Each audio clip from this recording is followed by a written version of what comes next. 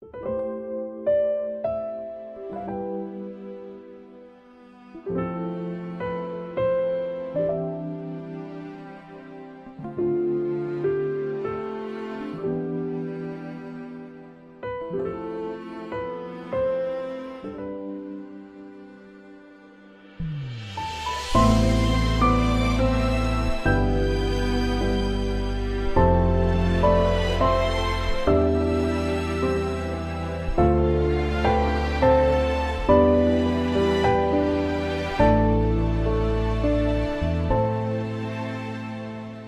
tờ đô la mà con gửi về với lời hỏi thăm ba mẹ khỏe không. Những tờ đô la đầy những nụ cười, những giọt nước mắt ai thấu lòng con.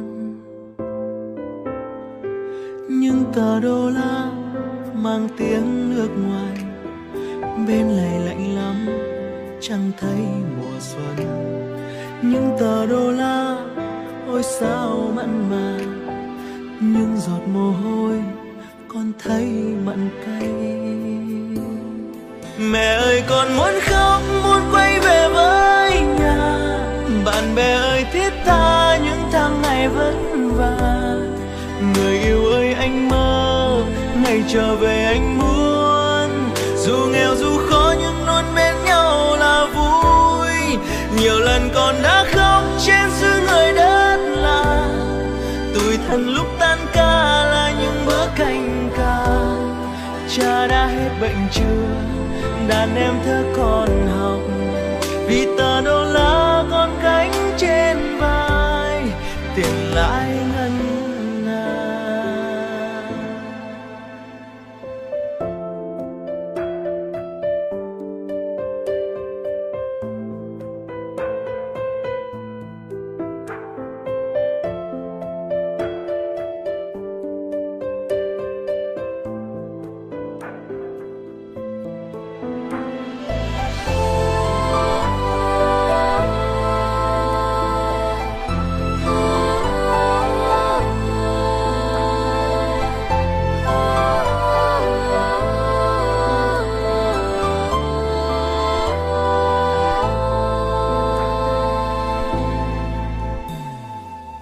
Tờ đô la mang tiếng nước ngoài, bên này lạnh lắm chẳng có mùa xuân.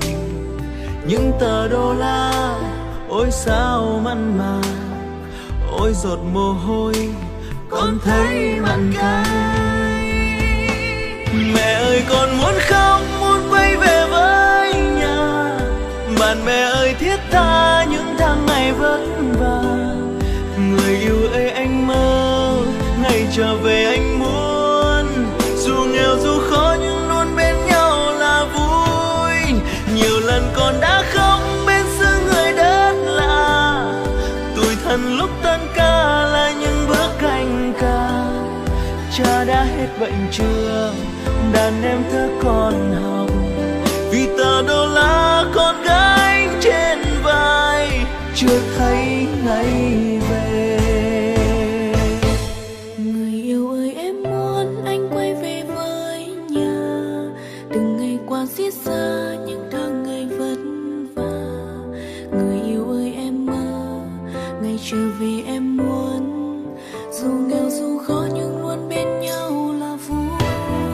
Nhiều lần con đã khóc trên những miền đất lạ. Tủi thân lúc tan ca là những bữa canh ca. Cha đã hết bệnh chưa, đàn em thơ còn học.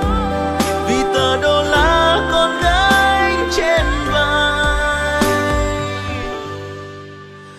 rồi thì tiền lãi ngân hàng.